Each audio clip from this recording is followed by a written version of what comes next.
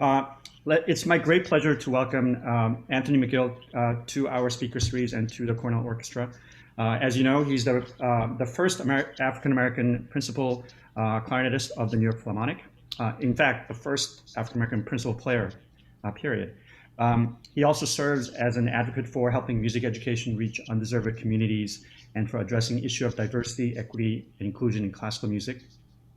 He appears with possibly every top orchestras around the North America, including New York Philharmonic, Metropolitan Opera, Baltimore Symphony, San Diego Symphony, and Kansas Symphony, just to name a few. And he's also a very active chamber musician and is a favorite collaborator of the Brentano Quartet, Daedalus Quartet, Guarneri, Jack, Miro, Pacifica, Shanghai, Takash, Tokyo Quartets, as well as internationally renowned artists such as Emmanuel Ax, Gloria Chen, Gil Shahan, Midori, just to name a few. He is also in demand as a teacher. He serves in the faculty of the Juilliard School, the Curtis Institute of Music, and Bard College of Conservatory Music. And he also serves as the artistic advisor for the Music Advancement Program at the Juilliard School, and on the board of directors for both the League of American Orchestras and the Harmony Program and Advisory Council for the Interschool Orchestras of New York. We are really honored to have Anthony McGill come to us to talk to us about his experience in the field of classical music, in addressing this issue of inequity and racism in classical music. So let's please welcome Anthony McGill. Thank you. Thanks so much, everybody. It's great to be here. So we'll start with a student question. They've all had access to your interview with Lara Downs, your Two Knees video that we just saw a portion of. And there are many, many different questions. So some of them fall into particular categories. But one of the things that the students are most curious about is your experience in the New York Philharmonic, and then also your experience leading the MAP program and how students are admitted to that program. So let's start with the New York Philharmonic. Please tell us about what it's like to be the first principal African American player in the New York Philharmonic. Yeah, so I've been in the Philharmonic for 6 years. This was to be my seventh season. If we had started on time this year. And, you know, it's important to mention actually that the New York Philharmonic did have an associate principal player who was Jerome Ashby, who was associate principal horn of the orchestra, who was African American, and one other member, Sanford Allen, who was in the violin section for many years ago. But of course, it's important to mention that that's out of a 170 plus year history of the orchestra. So, I think that if I look at my place in orchestras, for me, that experience of being, one of a few, if not the only one, being a black person in an orchestra is something that is so familiar to me that, it's almost like unremarkable to me, even though it's remarkable to society and to the world because of systemic racism and discrimination that has been happening since the history of America, founding of America. So that history is deep, and it is part of the reasons behind the fact that we have to kind of celebrate but also acknowledge that I am the first in this particular position in this orchestra. But as far as my personal experiences in orchestras, that has been the state of my life as a musician since the early days in the Chicago Youth Symphony Orchestra. I was fortunate to join that orchestra when I was quite young, and my brother was maybe the only other black person in that orchestra, or if not, my brother and maybe one other person. What's interesting about that is that that experience is probably very much like the current experience in a very strange way, which is that the whole concept of structural racism is something that I grew up with. It's a part of my life, so it's not something that all of a sudden happened when I got into American orchestras. This is just the state of the world. And because I grew up on the south side of Chicago as well. So going into youth orchestra, I came from that other place, that other world that people were unfamiliar with in youth orchestra, except for the fact that, there was a lot of gang violence, and that's where, those people live, kind of that sort of structure of society with segregation involved in it and everything like that. So that's just a reality of the situation. It's not something that you get into a big orchestra and you look around and you say, where are all the black people?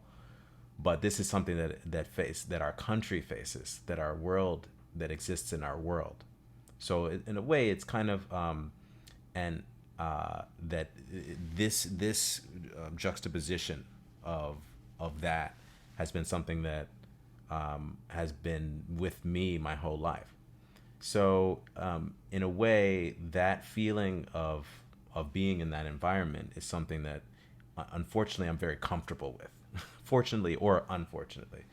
So having said that, I think throughout my career, I've been very aware of how much that what I do and what people that are in classical music of color do is a statement in and of itself in some form.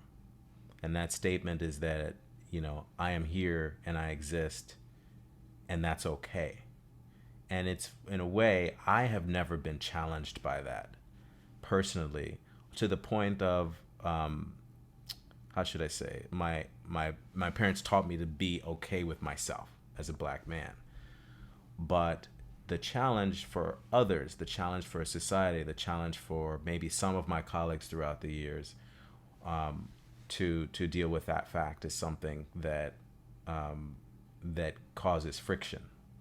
So I've always been one to just be able to like be comfortable with that, in order for, if people need to change, they hopefully will get on board with that change. But in general, it is a very strange feeling when you are made aware of it. I just will recount a story from a tour that the New York Philharmonic travels a lot, or used to, and we would go to China every year. And my friend who lives in Shanghai, who I went to Interlaken with many years ago, is living there now. And he lived in Detroit for a while, but he has a job over there now, a big job. And he came to one of my concerts, just a little bit outside of Shanghai. We hang out every time we go over. And he came back, backstage, and he was like, Anthony, it's weird. You're the only black person on the stage. And even for him, he was born in Shanghai, and he's very, came here, lived here many years. It's just, he's very fluent in like American culture. He's Americanized as well, if you will. But it shocked him, just even living over there now in a more homogenous culture, to see an American orchestra, especially, that was so not diverse, like meaning like extremely so. And it shocks a lot of people when they come to orchestras in general, because even in the business world, with all the struggles they have regarding diversity and regarding issues that we're talking about today in classical music, it almost seems like they're further ahead than we are, which is really not a good thing, because they're really far behind as well, as far as pay equity, as far as hiring, as far as retention of people of color and others and women and everyone. And so to have that stark reminder often, if not on a rare occasion, is where it startles me, and where it's immensely challenging. But those challenges, like I said, I've gotten comfortable with in a way that is very, very unique, I think, to our field. And so we try, and we make people aware of it. But it's been a long journey toward the place I think we're getting to now, which is of not only acknowledging of that being an issue at all, but an acknowledgement of the fact that we do need to do something. We just can't accept that that's like somehow normal and okay. And it's just, oh no, people, they don't play classical music, so it's like not a thing. that's not really the actual the reality of the situation.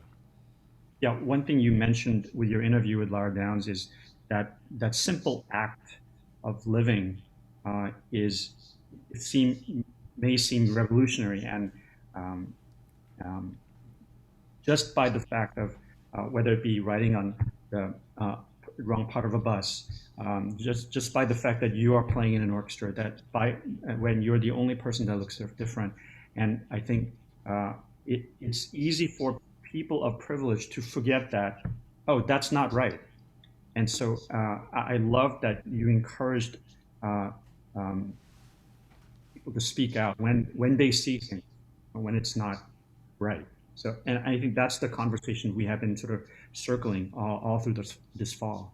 I think I'm going to try to fix my audio because I think there's. But while I'm fixing that, I'll go back to mute. But uh, if you could talk about the MAP program and how students are auditioned, because I think it's different from how most major or American orchestras have auditions.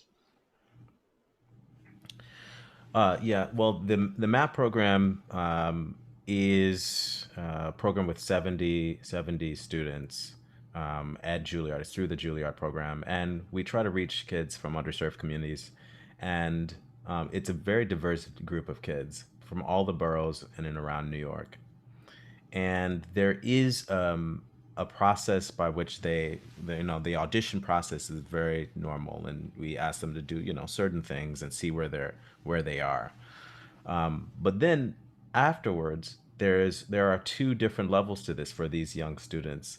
There is a parent interview where we talk to the parents about their desires and their knowledge of the program, and then we also spend time with the student and ask them questions about this.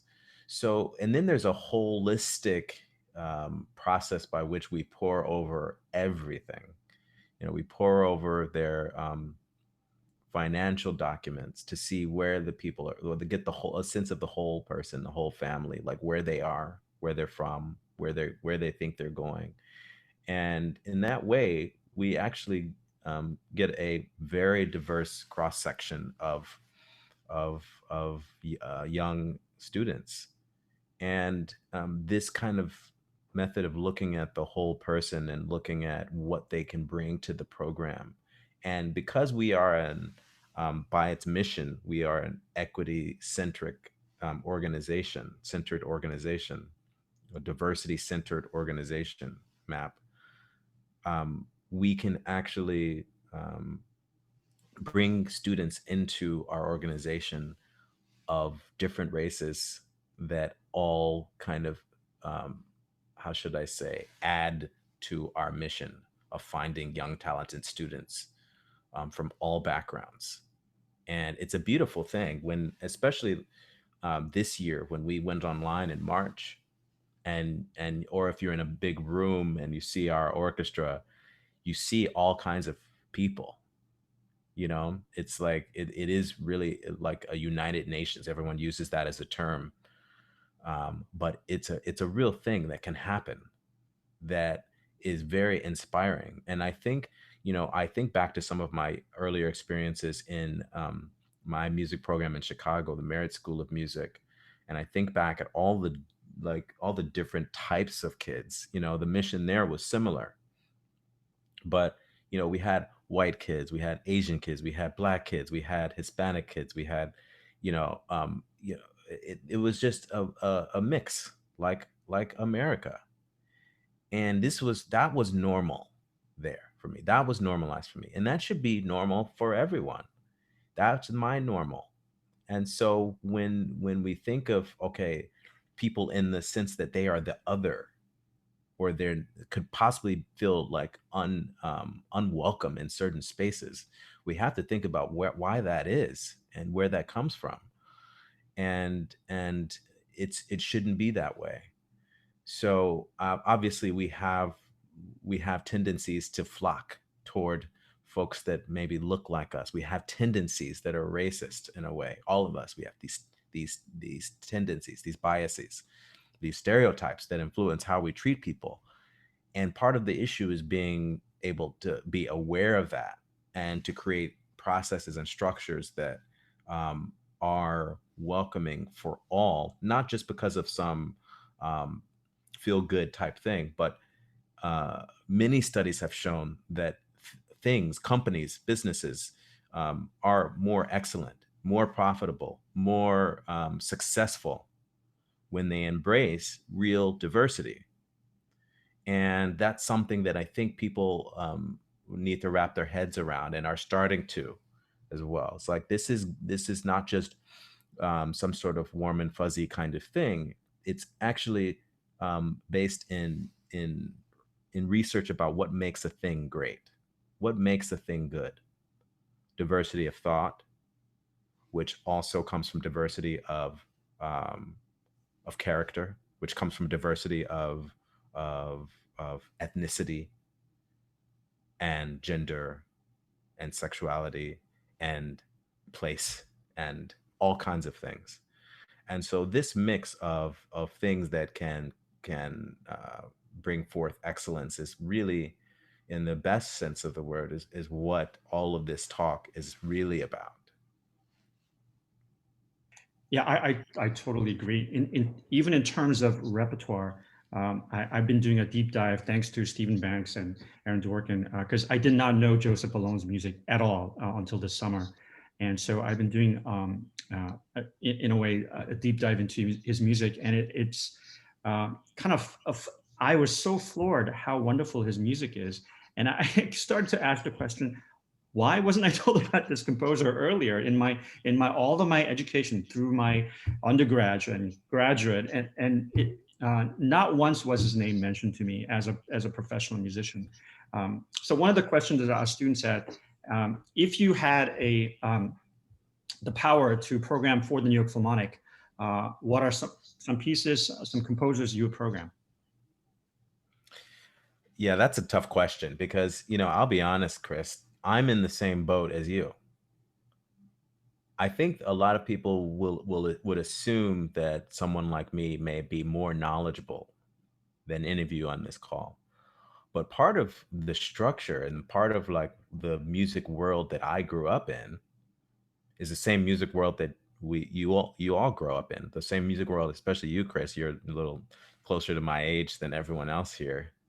We grew up in the same classical music structure of this narrowly focused world of music that is great, that is good, but also happens to be only by white men.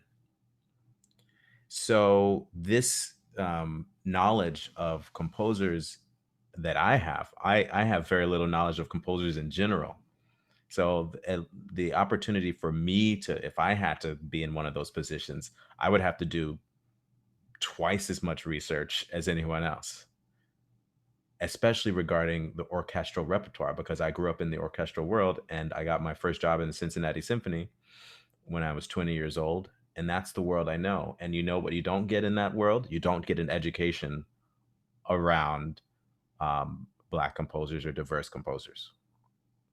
So a lot of my recent education has to do with championing composers that I happen to know, that I happen to encounter, that I happen to learn about this way. So they're living young composers and older composers, that the one or two or three that we've performed on throughout the years are still around. Um, like I just did a talk this afternoon and I played a movement of Adolphus Hailstork's music, and I knew of him because in orchestras we used to play like one or two of his pieces every few years, you know.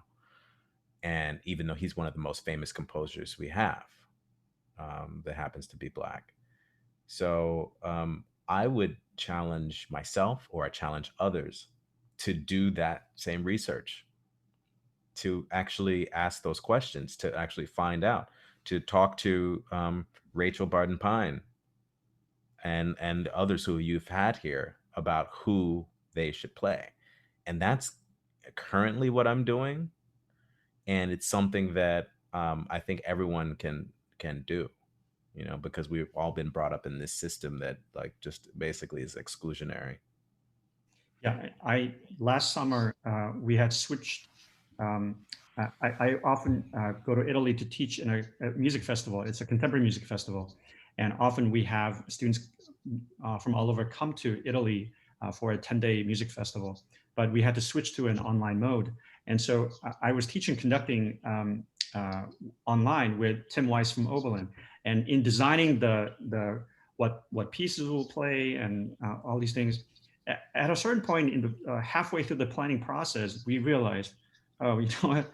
It's all white composers because that's the lens by which we were trained in, and so our mentors talked about the canon in such a way nothing else really entered, and it's not that we were trying to be exclusionary. It's just that that's what was passed on as the repertoire to tackle. So you're absolutely right. The world in which many classical musicians are in, this idea about expanding the repertoire has really not been in the vocabulary for musicians of our generation. So I'm really trying to encourage, because I don't want one of my students to come back in 15 years and say, how come you never talked about Joseph Ballone? So Hmm. I want to make sure that that doesn't happen, so I don't fail as a teacher, as I've been failed by my mentors in some certain way. Um, Yeah, and just one more point. I think people often get a little bit uncomfortable when we talk about this, as though uh, as though like I never want to play music by Beethoven and Brahms and all these folks again. Anyone who cares about this is an issue, and that's not true. I'm actually going to come out with a Brahms and Weber album next year. And what's interesting about that is that that doesn't mean that I also am not going to come out with an album with maybe only African American composers or people of color. So you can't, it's not binary, it's not like or it's not black and white, no pun intended. You don't have to think about the world in that way. I think that's the problem, actually, is that you can care about this as a thing and ask that question: who and what and how is this album put together, or is this season put together, and why does it matter, and how can we um, help ourselves and help others to learn about all of the beautiful music that's out there for us. Yeah, that's absolutely right. Our students are like myself, and I'm sure like you. We were the weird ones in high school who loved Shostakovich and Mahler, and we would get all geeked out about playing Shostakovich Five. And so when our students come to Cornell, uh, the freshman class is 3,500 students. So I can't even imagine what it's like for them to step onto campus and all of a sudden you have a cohort of 3,500 students. So the orchestra is in some ways the small community that becomes their base point of reference, where they find students who they like the same music, they want to play. So it's a very tight knit community that is very supportive of each other. So I mean, we're the, the people who love orchestral music, and so and you're absolutely right. It's not that we're trying to say is everything white is bad. It's just that we're trying to say, so for too long, our view of classical music has been so limited in scope, um, and so that's what we're trying to accomplish, to widen our scope so we have access to all the great composers, no matter what the color. Yeah. So one of the things that keeps coming up in our student questions is, okay, well, as Carlos Simon described this moment in time as being, he sort of felt, well, it's not like this problem all of a sudden came out of nowhere. It's always been there, but it's just now it the field is paying attention to it. Uh, uh, as Aaron Flack talked about his effort to bring about that statement, which took 9 years in committee.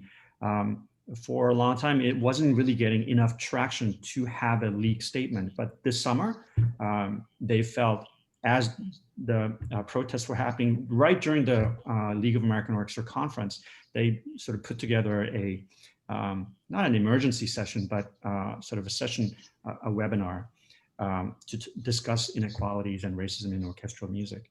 Um, do you do you find in conversation with your colleagues from the field that there is a willingness for permanent change, or is this sort of a sort of weird time warp where it's gonna the door of opportunity is gonna close, and then once you're out of the pandemic, once we're out of sort of memory of George Floyd, that we're gonna stop talking about this.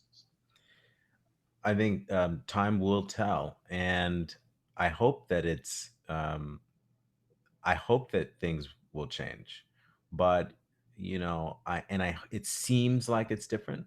It feels like it's different, mainly because of some of those larger organizations, or like an organization like the League of American Orchestras, continuing to bring this to the forefront, actually. And the thing about change and the thing about power that we all forget is that the folks on the ground that have believed in these issues have believed in them for many, many years. They've been working on some of these things for decades. Before I was born, certainly, there were people that cared about diversity in the arts and diversity in classical music. So, the younger generation, some of us, or the real younger generation, we think that, oh, well, this is the time, this is the cost, this is the thing. But until the folks that are in power, which often happen to be still mostly white, until those folks feel like that it is in their power and it's in their belief and in their heart and spirit to do these things, then change just never happens. And that's the case with every great issue our country has ever faced. It's the issue with I was on a talk this morning with a landmark historical landmark found Society of New York, and this lady was talking about um, her putting up a sculpture in Central Park. Out of five landmark sculptures in Central Park, five of them were men. And she put up the sixth one, which happened to be Susan B. Anthony and Sojourner Truth, and one other woman. I forget whose name it was, but she was a part of that suffragette movement in America to give women the right to vote. And here we are in 2020, and this is the first, sculpture statue in Central Park that's going to be of women. And these changes don't happen until the people in power actually see the light, so to speak. The people in power have to see the light. You can nudge all you want, but the people on the ground have to take the power and hope to nudge those folks and take to the streets and use your voice and use your power musically or philosophically or spiritually or politically, and vote and make change. But the reason why voting, we really need to emphasize that works, is because the only way you get power in this country is by doing that. And if you don't believe in that system as in a power giving society, it's the reason why things are slow. It's because people don't vote. That's one example of that, which is that everything that has happened slowly in our country, in our world, in our country especially, slowly but surely, everything that has happened as far as progress happens because people use the power that they have to do something about it. But you don't make change without power. So you can believe it all you want, but until you're in a position, or somebody that you believe in is in a position of power to be able to create change, then that change doesn't happen. We can all hope, But hope is not necessarily a strategy for the change of or exchange of ideas in a power structure. And that's where it comes in that that it's like somebody always thinks, oh, it's that person over there that can make change. It's that person over there. But then, and the discovery in one's life that you were talking about earlier about that you can do it now is that no, I can change how I behave now. I can change how I communicate with people about these issues now. So when I happen to be in a position of power, whatever that is, then I can make the right decisions. And instead of passing the buck all the time. So I hope that we have come to a moment that is closer to that. And I do believe that people's hearts have been changing for a while now. And unfortunately, the visibility of the visibility of racial violence, for instance, has, I would dare to say, has always been a catalyst for change, unfortunately. So the visibility of that scene that we've seen, for in our, they've actually shown in our history books and history classes, at least when I was a kid, that scene in the South where they were, releasing dogs and uh, beating protesters and having the firefighters hosing down protesters in the South, and these images of people that went viral back in the 60s helped instigate and change hearts and minds from New York to Chicago to everywhere. And some of those people who went down to help that movement happened to be white people from from New York. One of them being a close friend of mine, Ed Lowenthal's um, cousin, David Goodman. And the Goodman Foundation does work because David Goodman was one of the, they call them the Mississippi Three, who went down, Jewish kids from New York went down in a bus to Mississippi and were killed, were murdered. And these kind of examples from George Floyd on, these terrible examples of violence based on in racism, unfortunately, often spur, if they're public enough, they can spur change positively. And we talk about martyrs, some of these people are martyrs. And, some people on different spectrums may say, oh, well, that's just, oh, that person was guilty of blah, blah, blah. This person's not a good person. They deserve to do all this. It's like, no.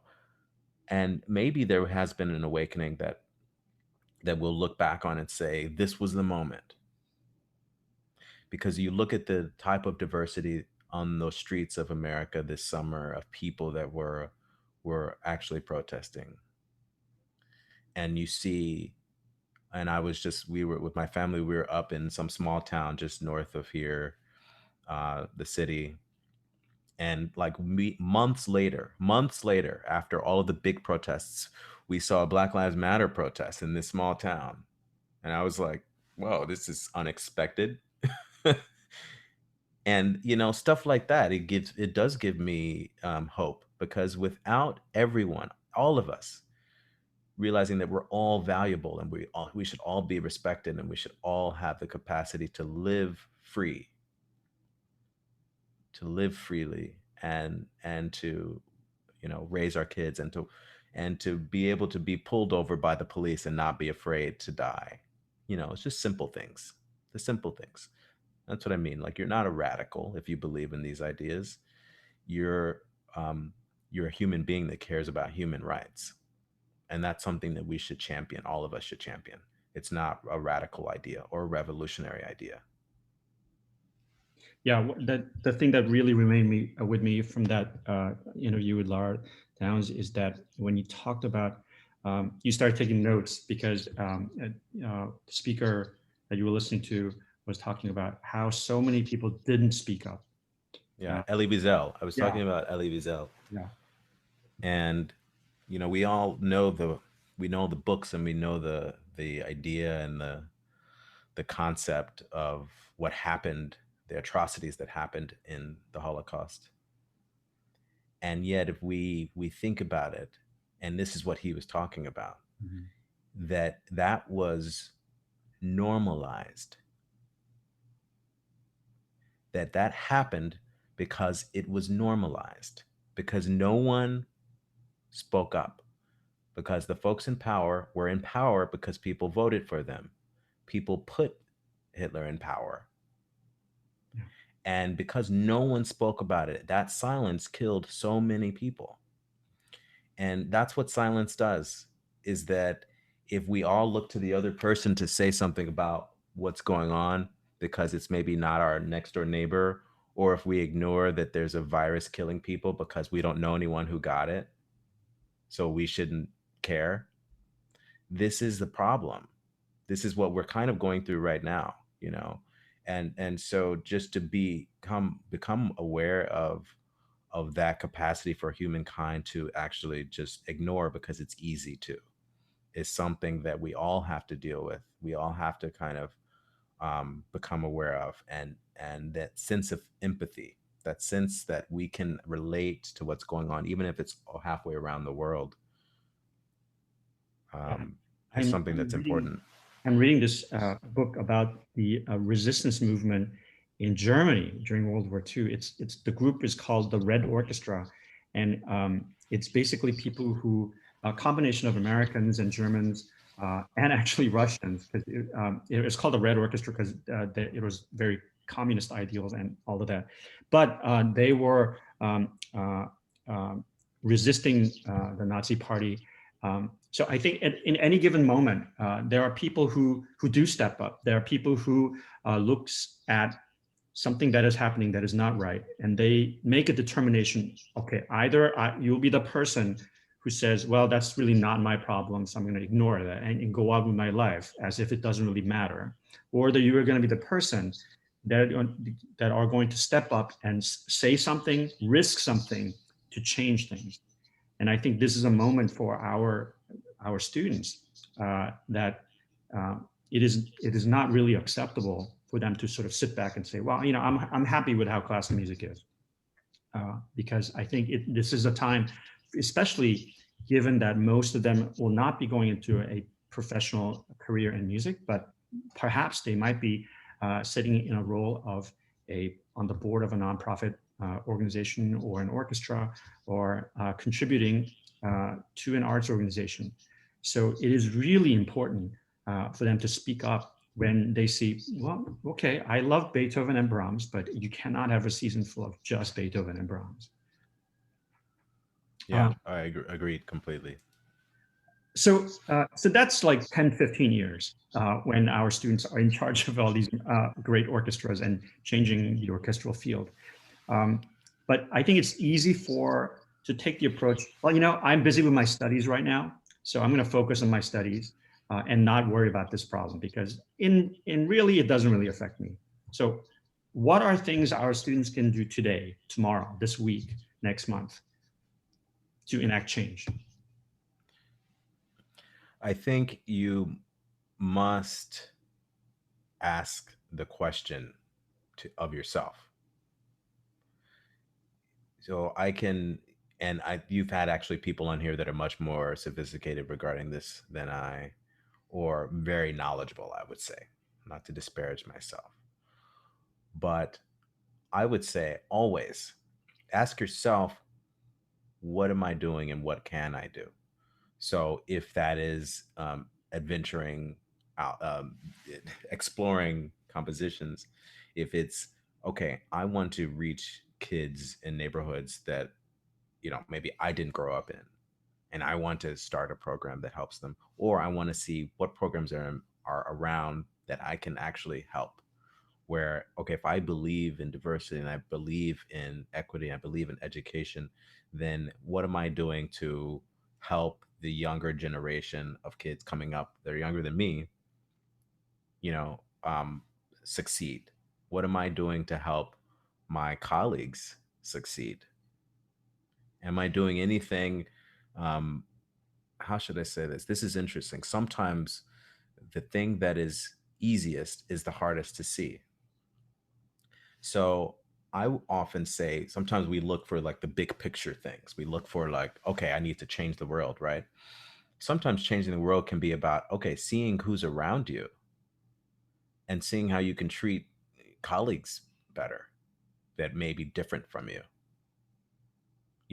and you may realize, oh, there are ways right now that I'm maybe not living my life in a way that is welcoming to others. How should, am I living my life in a way that is helpful to others? Am I living my life in a way that's welcoming to others? And why are they others?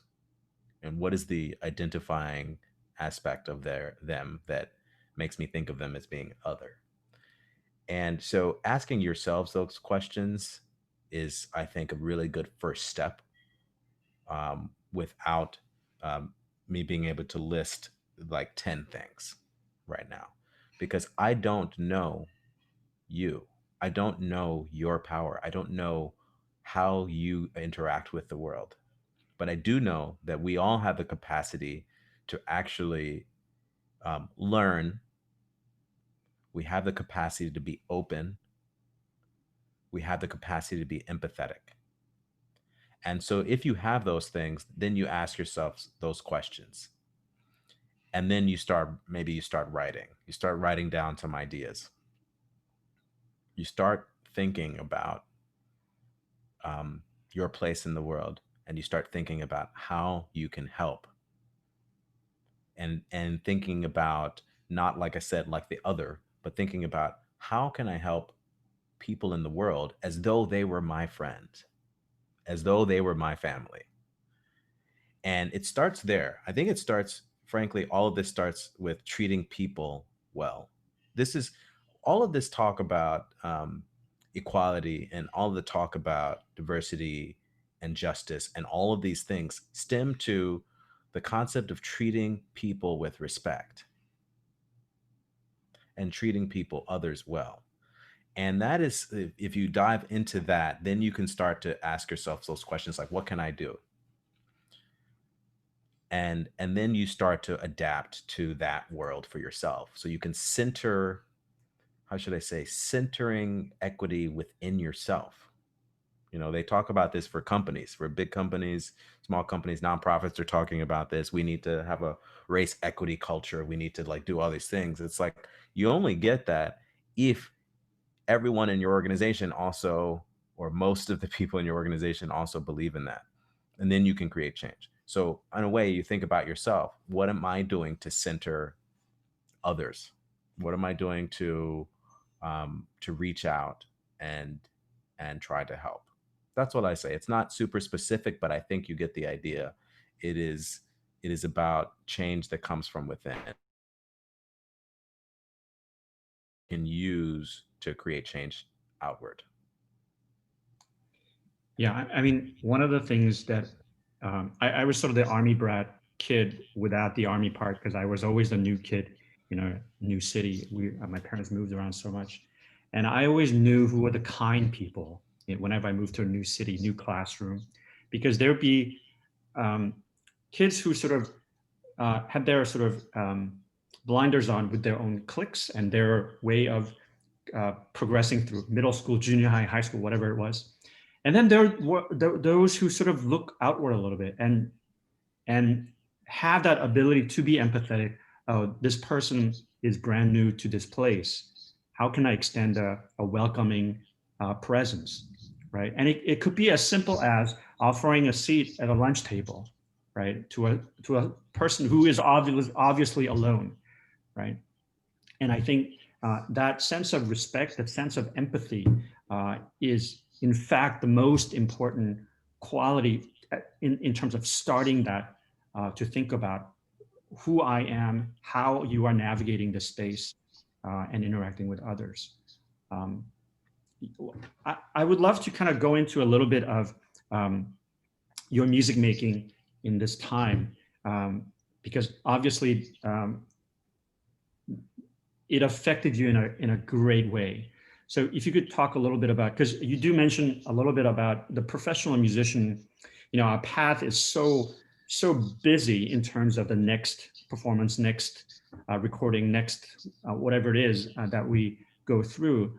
Um, I think the pre-pandemic time and pre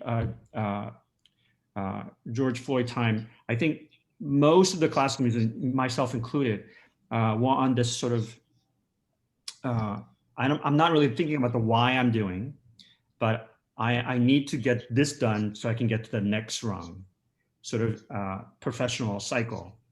Uh, and I would love for you to talk about um, the why of what you do, because I think our Cornell students have the same problem in a way, but um, at, as everything that is musical transfers to life, it's really easy to fall into that passage of going through life without thinking about why you're doing something. And so I would love for you to talk about your experience of finding the why of what you do so that our students can relate to that finding of why of what they do. Because this is finals time for them and they're all going through this sort of, okay, get the exam done, studying done, paper done, without really thinking about what they're doing and why they're doing. Yeah, I think I think that if you are so people always ask me like, so how do you do all of the different things that you do? You know, how do you avoid burnout? And I think this is the number one aspect of that, which is that if you don't have a why, first of all, I don't think you really will work hard enough, actually. And secondly, if you don't, you will probably experience burnout, but the worst kind of burnout. So the kind that it feels like nothing matters, nothing has meaning, and you wonder why you're on this treadmill, right? But the interesting thing about having goals, having goals for why you want to do something, or or to be aware of what you're doing and for what reason is really important because you will pour yourself into that maybe with more intensity, but not with a kind of um, empty energy. I think the worst thing that you can do when you're whether you're old, whether you're young, whether you're professional, whether you're a student, is to go through the world with this sort of empty energy. What I mean by that is that there is no and people use this word a lot, but and it's one of many words you can use, but there's no passion behind it. But it doesn't even have to be passion in the way that people think of it, like musical, artistic passion, but that helps. But that the energy is without that you're putting into something has there's no reason behind it. You know, there's no inspiration behind it. Um, it's almost like it's they call it like eating empty calories. They call junk food, right?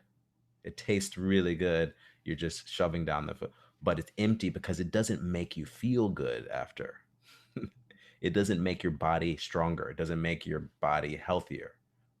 And it's the same thing with mindless practicing of even an art form like music. I've never gotten burnt out on playing in an orchestra or playing chamber music, or playing Mozart clarinet quintet hundreds of times or whatever piece, because I'm not doing it with empty spirit, with empty energy. I'm doing it full of the things that I'm feeling from it, musically, expressively, energetically. But I also know that what I'm doing is transferring that energy out as well. And so when you give out energy, when you help others, when you, um, how should I say, inspire others to do things or inspire yourself by doing them, you will receive that energy back. It's kind of like a karmic exercise, and you don't think necessarily about cramming for your finals as being like an exercise in in good karma or like positive energy. But I would suggest that you think about that when you're working on something a little bit greater than what you're doing, perhaps in the midst of that, 3 a.m.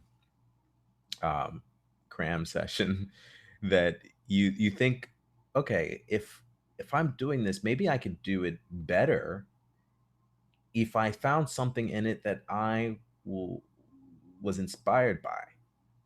As funny as that sound, we're so um, generic now, I think, in a way, as a society, that we think words like that, are too like mushy and too corny and too whatever. But I actually don't hesitate to say that this kind of belief in something a little bit higher than oneself, outside of oneself, can help you achieve things that you never thought possible. And this awareness, this mindfulness of what kind of energy you're putting into something and what kind of things you're going to get back. You can even think of it selfishly too, a little bit. Not only about helping others, but how do you help yourself? And sometimes what we're doing, when it comes to work, when it comes to career, when it comes to, if it and sometimes the things that are most inspiring, the most mushy, the most kind of um, transcendental or whatever, can help you become better, can help you feel better, can help you succeed more. And that's a concept of success that doesn't have to do with necessarily it doesn't have to do with just dollars. It doesn't have to do with dollars. They may come if you do this in the right way, in the way that I'm talking about it, energetically. They may come, and they probably will, even if it seems like none of that is available right now in 2020. But I think I have tried to lead my life in a way that my energies expended outward um, not only help my mental health, my ability to give back, my ability to help others, my ability to try to change hearts or shape hearts by playing in a certain way or playing people's music or just being kind of open to that, has helped me, and I think it will help you as well. And and know that the work you're doing now will bear fruit in the future. However, you might not know how, but I know for sure that the work that you're doing now is shaping your future currently. And what you're doing is investing. And sometimes investing is hard because people have a hard time thinking about what that would be in the future. But think about it, as a college student. That's what I would say to myself for sure, is that you don't have to just like go through the grind, that you can do it better and maybe enjoy some of it, in order that to know that you're investing in yourself, and you're the only one who can actually put that energy in. Because if you're not putting out, you're not going to get back. you know you can go through all the motions, but if you're not putting out in the way energetically, with that kind of extra that you can do, you're not going to really get that much back. Yeah, I always try to encourage students to not think about practical things, but actually things that'll inspire them to be able to do the impossible, be able to lift that thing, because you're not thinking about a practical career, but you're actually thinking about your passion and your dreams. So that because the heavy lifting is going to happen. So it's one way is heavy lifting with um, sort of grimace and I got to do this, or heavy lifting with oh my god I get to do this. Um, so so what I'm going to do is because we're already at the 5:55 mark, And I'm really enjoying, and I probably take up all the time if given the choice. And I've always already been told by students that I talk too much. So I'm going to open it up to the floor. I'm going to go to gallery view, and everybody, you can use a raise your hand function and maybe turn your videos on if you're not eating dinner. I also see some non-Cornell Orchestra guests. Hi, Jerry. Oh, hi, Sanaya. There's an alumni member. Katarina's joining us synchronously today. So you can raise your hand and please ask questions that you might have for our wonderful guest.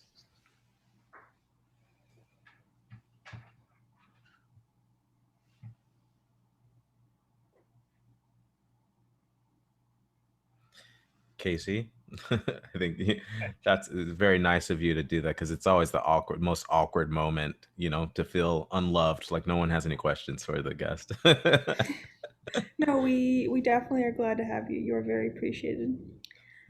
This is a question, I guess, not really about a lot of what Professor Kim was talking about, but I'm wondering. I've only been in community orchestras and I guess university orchestras, high school orchestras, that kind of thing, but never in a professional orchestra. I don't think that's where I'm headed. And I'm wondering kind of about the social dynamic of the orchestra, like when it goes from being a thing that you do because you want to being your job, if that affects the way that kind of the orchestra interacts and how that all kind of plays out.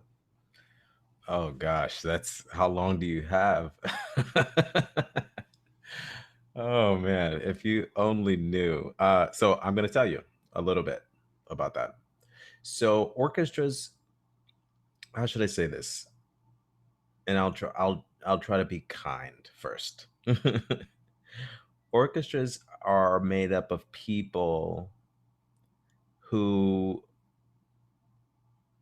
are, although talented, still sometimes behave as though they're still in youth orchestra. In all its finest and negative points, if you can imagine that. So we have a bunch of adults, right? Adults.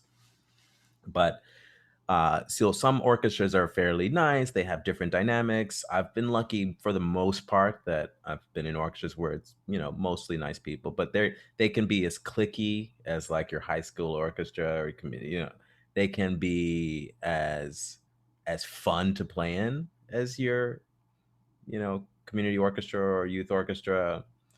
All of the above. Like the tours, for instance, when we tour, it can be like super fun. It's just like youth orchestra, except you're getting paid for it. So in that sense, it can be good. In the other sense, it can be challenging and different than, say, a business where you have to talk all the time, where you have to communicate with one another. And so on the bad side, there are situations that people, and infamously in orchestras, never speak to one another and play together for 40 years next to one another because of like some disagreement that happened many years ago. And fortunately, I've had pretty good experiences in orchestras because I don't talk much during rehearsal, and I let everyone should be able to do their jobs, and we talk about other stuff. But I will say that the challenges are usually in large meetings with orchestras where we actually have to like communicate in a fashion that is more business-like, and that's can be difficult for people because, like I said, it's still like youth orchestra. And um, and most folks that are in symphony orchestras did not go to like normal school, I would call it. I mean, and so there's this interesting thing where, on the one hand, these people are some of the most sensitive and skilled artists and musicians in the world, and yet, overall, we're missing something too. So it can be a very interesting dynamic in some orchestras, backstage, if you will. Katarina? Yes, hello. Hi. Um, so I listened to your NPR interview with Laura Downs, and you mentioned that you started meditating last year, I believe. I also meditate, so I love to talk about meditation. So being a professional musician, I want to or my first assumption is that with performance anxiety, you've learned how to deal with that in the past. But since starting a meditation practice, have you noticed anything different in how you prepare yourself for different, maybe anxiety inducing situations, or how do you go about that? That's a really interesting question. And I would say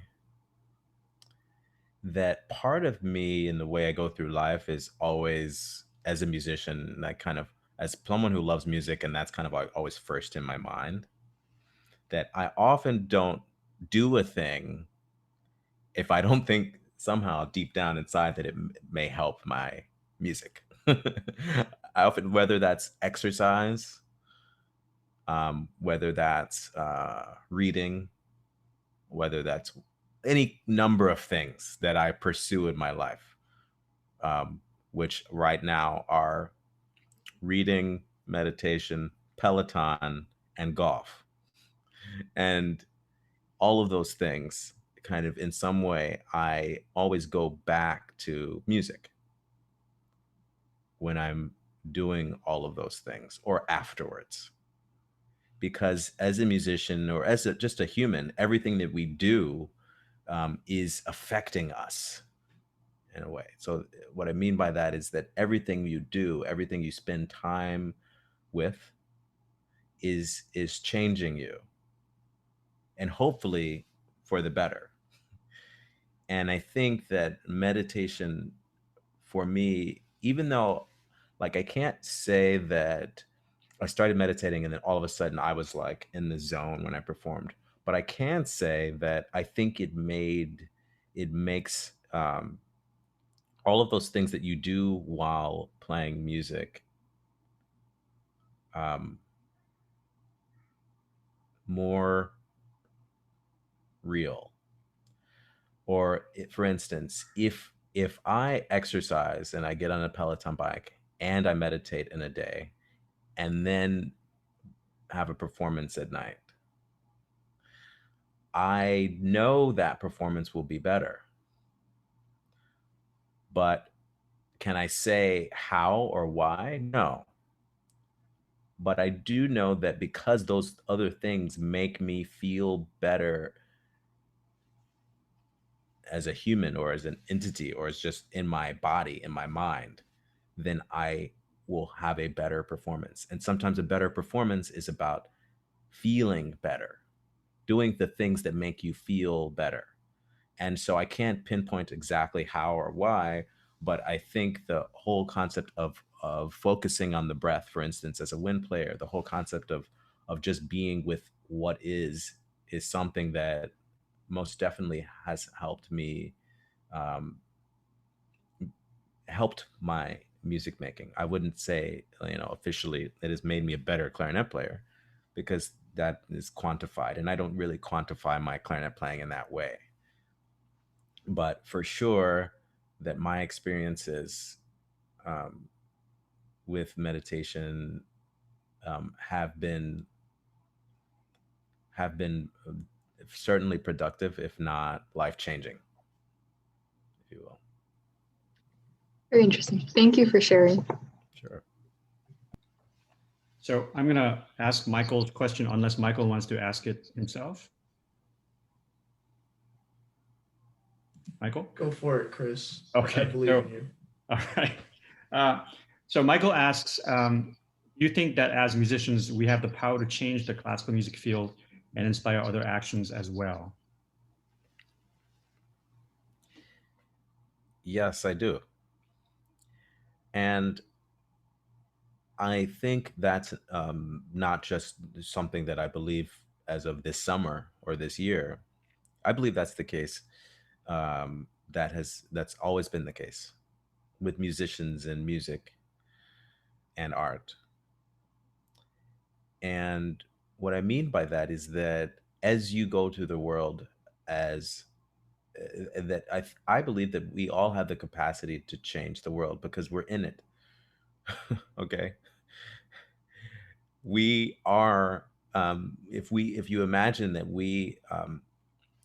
that you, Michael, have your own, you have a brain, and you live in your own world, right? We all live in our own worlds, right?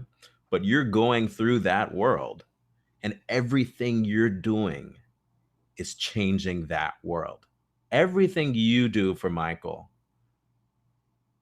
or for others through Michael, who is known as Michael, as a being on this earth for however long, hopefully a long time, you're changing that world.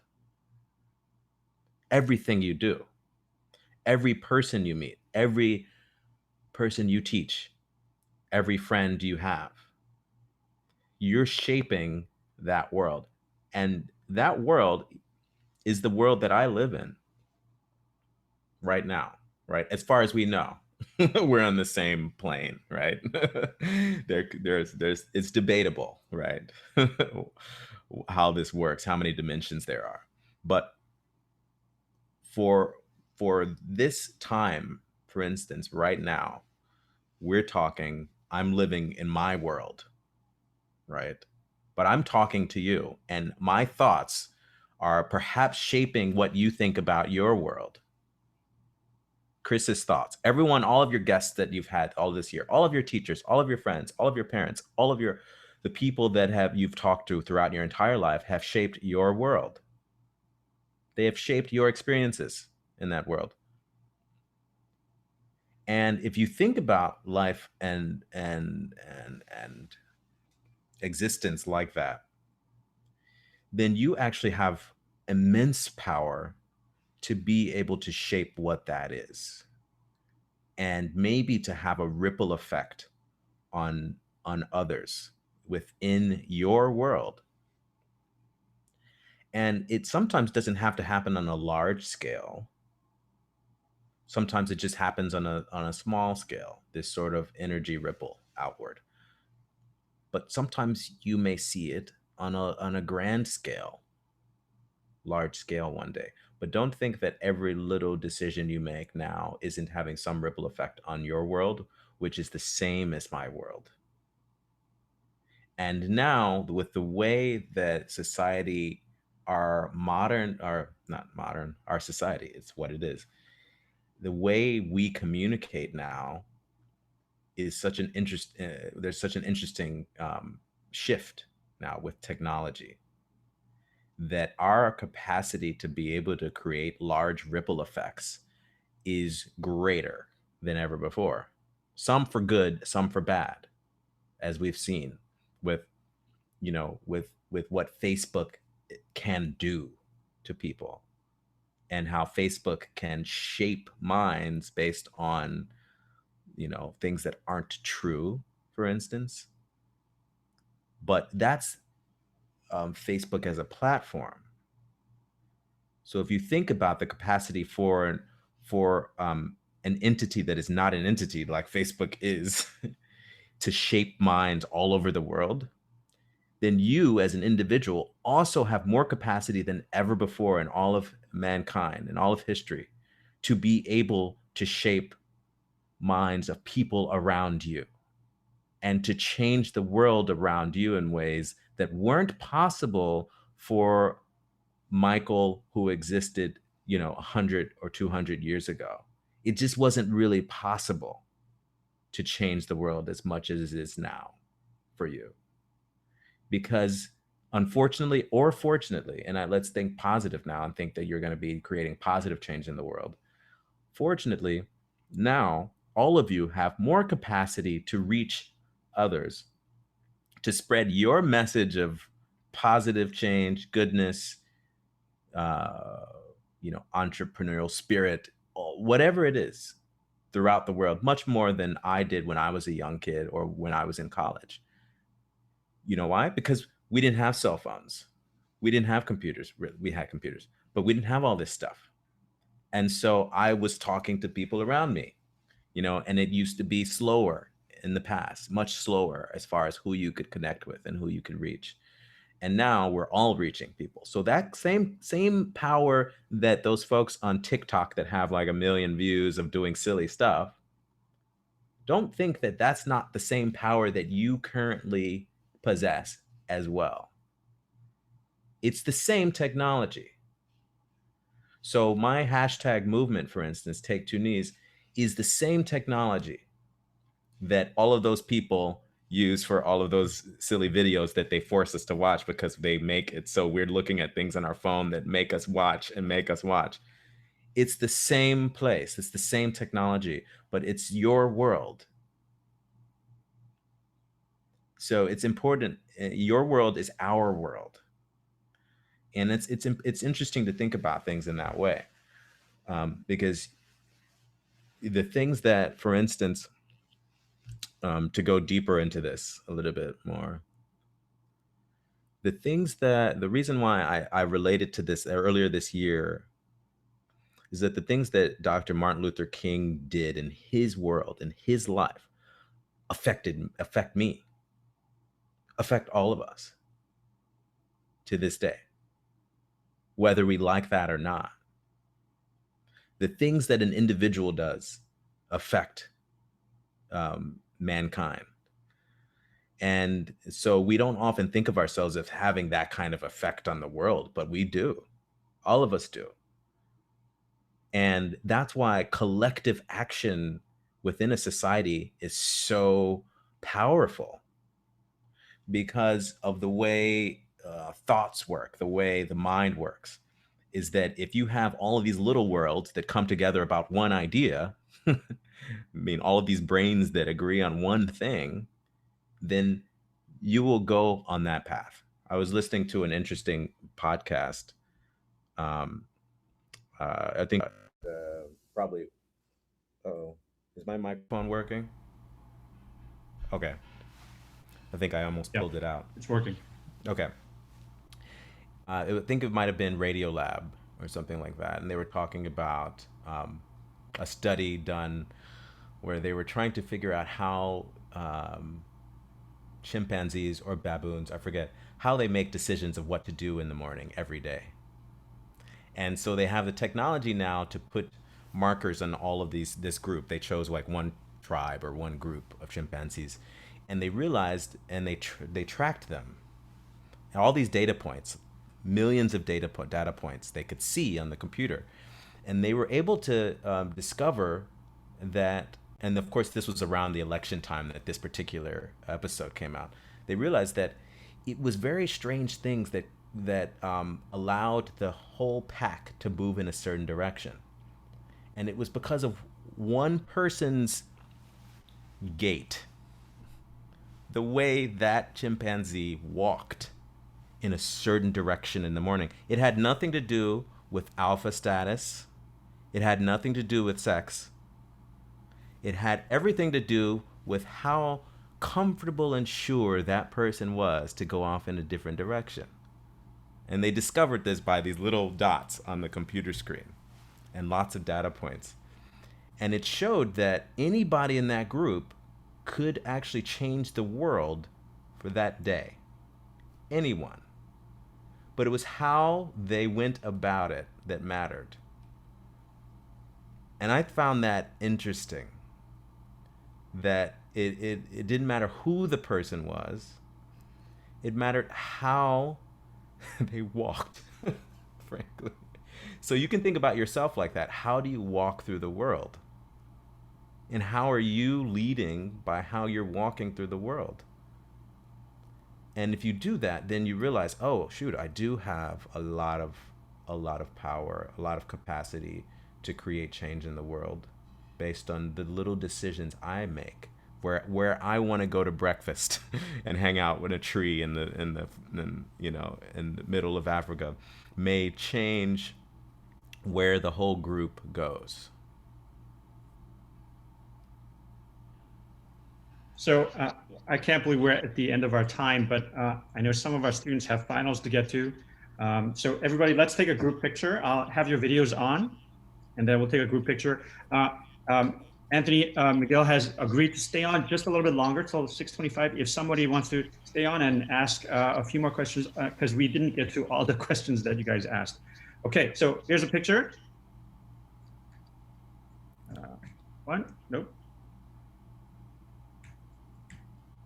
Why isn't it working? Okay, I think I have to stop recording. I'll stop recording.